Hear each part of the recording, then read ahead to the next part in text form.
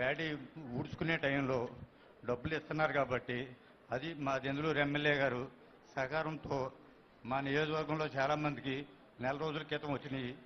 మిగిలిన వాళ్ళకు కూడా అందరికీ ఈ రోజుని సభాముఖంగా వచ్చినందుకు నాకు చాలా ఆనందంగా ఉంది.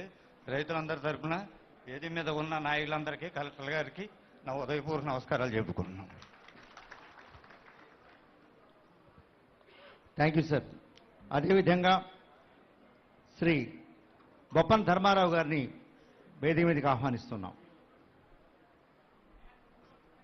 బొప్పన్ ధర్మారావు గారు సార్ వచ్చారా సార్? ఆయన కొంచెం దయచేసి ఆయనకి చోటు ఇవ్వండి సార్ పైకి రావడానికి.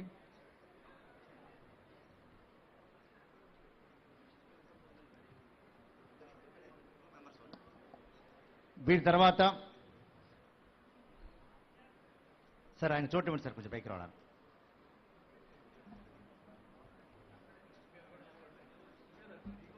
అదేవిధంగా తర్వాత వై శ్రీనివాస్ గారు పోతునూరు, ఆయన రెడీగా ఉండాలండి.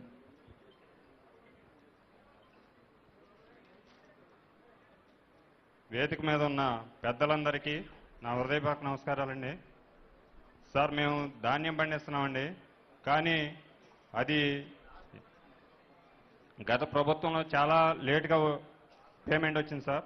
ఇప్పుడైతే మేము పండించి 3 నెలలు అవుతుంది సార్, ఇంతవరకు రాలేదండి. మీరు చొరవ చూపి వచ్చినందుకు ముందుగా మీకు పాదాభివందనం చేస్తున్నాం సార్ మా రైతులందరి తరఫున. అదేవిధంగా గత ప్రభుత్వంలో కనీసం వడ్లారు పెట్టుకోవడానికి తార్బాలు కూడా ఇవ్వలేదు సార్. ట్రాన్స్పోర్ట్ ఛార్జెస్, ట్రాన్స్పోర్ట్ రైతులు పురమాయించుకుని మిల్లర్ తీసుకెళ్తే ఈ ట్రాన్స్పోర్ట్ ఛార్జెస్ అనేవి రైతుల ఖాతాలో వేస్తున్నాం అంటున్నారు, కానీ కనీసం రైతుకి ట్రాన్స్పోర్ట్ ఛార్జెస్ అనేవి రాలేదు సార్. మరి అవి ఎక్కడ ఆగిపోతున్నాయో, ఎలా ఆగి ఏ రూపంగా ఆగుతుందో తెలియదు సార్. కొంచెం దాన్ని మీ దృష్టికి తీసుకొస్తున్నాం సార్. అలాగే నేను రైస్ పండించి ధాన్యం పండించి మిల్లుకి వేసుకెళ్తే అక్కడ మీ ఒడ్లు మీరు పండించినవి కాదు, మీ ఈ క్రాప్ చేసినవి కాదు అని చెప్పి వాళ్ళు పెండింగ్ పెడుతున్నారు సార్. దానికి ముందుగా మా ఎమ్మెల్యే గారికే ఫోన్ చేశాను సార్. నేను ఆయన చొరవ తీసుకుని అధికారులతో మాట్లాడి, మిల్లర్లతోనూ అధికారులతోనూ మాట్లాడి దింపించడం జరిగింది సార్. కానీ మీ ప్రభుత్వం ఏమో తడిసిన ధాన్యాన్ని ఏ రకంగా ఉన్నా సరే కొనమని చెప్తుంది సార్. కానీ మిల్లర్ల దగ్గరికి వెళ్తే ఏదో ఒక వంక పెట్టి మా దగ్గర డబ్బులు వసూలు చేస్తున్నారు సార్. ఇవన్నీ మీ దృష్టికి తీసుకొస్తున్నాం సార్. నాకు ఈ అవకాశం ఇచ్చిన పెద్దలందరికీ కూడా నమస్కారాలు తెలియజేసుకున్నాను సార్. తర్వాత ఎర్నేటి శ్రీనివాసరావు గారు, ఆయన తర్వాత పశ్చిమ గోదావరి జిల్లా నుంచి వచ్చిన కందిపోయిన సత్యనారాయణ గారు, ఆయన మాట్లాడిన తర్వాత గౌరవ మంత్రివర్యులు మాట్లాడతారు. అందరికీ నమస్కారం అండి. మాది పోతునూరు అండి. మేము గత ప్రభుత్వంలో నేను 8 సంవత్సరాల కంటే వ్యవసాయం చేస్తున్నానండి. నాకు గత ప్రభుత్వంలోని నేను ఎక్కడైనా అప్పు తెచ్చుకున్నా, ఏం చేసుకున్నా ఆ టయానికి రూపాయి కట్టేవాడినండి. ఈ 5 ఏళ్ళు చాలా ఇబ్బందులు ఏంటో పడ్డాను. ఎందుకంటే మాది చిన్న స్తోమతి, మా తల్లిదండ్రులు లేరు. దానివల్ల నేను ఎవరి దగ్గర రూపాయి డబ్బులు తీసుకొచ్చినా సరే అప్పు కట్టలేని పరిస్థితి. లాస్ట్ టైం నాకు ఏం జరిగిందంటే, నేను 12 ఎకరాలు వ్యవసాయం చేస్తున్నానండి. నేను ఒకళ్ళ దగ్గర 2 లక్షల రూపాయలు బాకీ తీసుకొచ్చాను. నాకు 4 లక్షల రూపాయలు బిల్లు పడాలండి. నేను ఆ బిల్లు కట్టాల్సిన టైం వచ్చినప్పటికీ నాకు అటేపులు పెళ్లి పెట్టుకున్నారండి. పెళ్లి పెట్టుకుని అటేపు ఆడపిల్ల పెళ్ళి అండి. ఆ రోజు నాకేం చేయాలో తెలియలేదు. మన ప్రభుత్వం అప్పటికే వారం 10 రోజులు అధికారంలోకి వచ్చింది. వాళ్ళేమో ఒత్తిడి పెడుతున్నారు, ఆ డబ్బులు కట్టండి, మీరు నాకేం చేస్తారో తెలీదు, ఆ డబ్బులు కట్టండి అని. నాకు ఏం చేయాలో అర్థం అవట్లా. ఎవరిని అడిగినా బిల్లులు పడలా, నా తోటి రైతులకి బిల్లులు పడలా.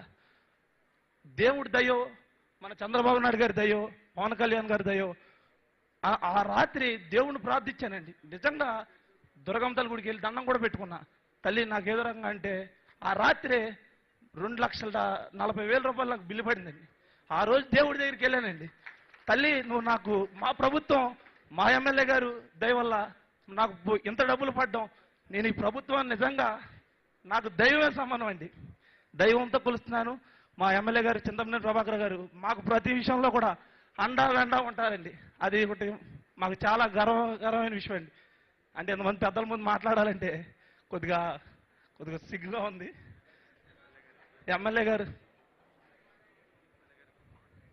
మా ఎమ్మెల్యే గారు మాకు మట్టిగా ప్రతి విషయంలో కూడా వెన్నంటే ఉంటారండి. అది ఒకటి. రైతుల పట్ల కొద్దిగా మీరు కొద్దిగా కొత్త సంచులు ఇచ్చే విధంగా కొద్దిగా ఏర్పాటు చేయండి సార్. కానీ రైతుల వల్ల ఏంటంటే చిన్న ఇబ్బంది ఏంటంటే సార్, మిల్లర్స్ సరైన సంచులు ఇవ్వట్లేదండి. అదొక్కటి. రైతుల పట్ల మీరు ఒక్క విషయాన్ని కొద్దిగా మీరు చూడాలి సార్. అందరికీ థ్యాంక్ యూ అండి. కొద్ది తప్పుగా మాట్లాడితే క్షమించండి. అన్ని బాగా మాట్లాడారు మీరు. చింతమనేని గారు చూస్తే ధైర్యం అదే వస్తుంది. చాలా ధైర్యంగా మాట్లాడారు మీరు. Thank you very much. తర్వాత కందిపోయిన సత్యనారాయణ గారిని మాట్లాడవలసిందిగా కోరుతున్నాం. సభకు నమస్కారం. స్టేజ్ని అలంకరించిన అధికారులకు, నాయకులకు అందరికీ నా హృదయపూర్వక ధన్యవాదాలు. అలాగే రైతు సోదరిమణులకు కూడా ధన్యవాదాలు. ఇందా చెప్పినట్టు చింతమనేని ప్రభాకర్ గారు చెప్పినట్టు నేను కూడా 10 ఎకరాలు వ్యవసాయం చేస్తాను. నాది అలాగే ఈ క్రాప్ లేకుండా 5 ఎకరాలు ఎగ్గొట్టేశారు సార్. దాన్ని నమ్మడానికి మళ్ళీ నేను వాళ్ళని బతిమలాడికి 100 రూపాయలు కమిషన్ ఇచ్చి అమ్ముకోవాల్సి వచ్చిన పరిస్థితి సార్ అప్పుడు. సార్ అది అలా కాకుండా ఈ క్రాప్ కూడా రాంగులు చేస్తున్నారు సార్ అందరూ. ఈ క్రాప్ కూడా రాంగ్ చేస్తున్నారు సార్ అందరూ. దాన్ని కూడా కొద్దిగా కరెక్షన్ చేయవలసిందిగా కోరుచున్నాను సార్. అలాగే రైతుల గురించి చెప్పాలంటే, రైతు అప్పు తెచ్చుకుని సార్, డబ్బులు అప్పు తెచ్చుకుని ఎరువులకి, విత్తనాలకి, అన్నిటికి అప్పు తెచ్చి వ్యవసాయం చేస్తున్నారు సార్. దాని గురించి లేట్ అవుతుంది సార్ డబ్బులు. దాన్ని తొందరగా పడేటట్టు చూడాలని కోరుకుంటున్నాను సార్. అది సార్ మిల్లర్స్ అందరూ బ్యాంక్ గ్యారంటీ అని చెప్పి ధాన్యం అంతా ఓ మిల్లుకి వెళ్తుంది సార్. మనం ఏదన్నా ట్రక్ లోడ్ పెట్టుకుంటే ఆ ధాన్యం లోడ్ మిల్లుకి వెళ్ళేసరికి 2 డేస్ పడుతుంది సార్ ఇక్కడికి రావడానికి. మళ్ళీ దానికి కూడా రైతుల దగ్గర అదనంగా ఛార్జెస్ వసూలు చేస్తున్నారు సార్. అదొకటి సార్. మళ్ళా మేము ధాన్యానికి మీరు 1637 రూపాయలు వేస్తున్నారు సార్ అకౌంట్లో. దానికి అదనంగా కిరాయిలని చెప్పి కూడా వేస్తున్నారు సార్. ఆ డబ్బులు కూడా రైతుకు రావట్లేదు సార్. ఈ 1637 రూపాయలే వస్తుంది సార్. దాన్ని కూడా మధ్యలో పడుతున్నాయి అంటున్నారు, పడతలేదు అంటున్నారు. సొంతంగా కొంతమంది తీసుకుంటున్నారు సార్. అది కూడా రైతుకు కూడా చేరాలని కోరుకుంటున్నాను సార్. ఇది సార్ నేను కోరుకున్నాను. ఇప్పుడు మనందరం ఎదురు చూస్తున్న క్షణం రానే వచ్చింది. ఆయన సునిశ్చితమైనటువంటి దృష్టితో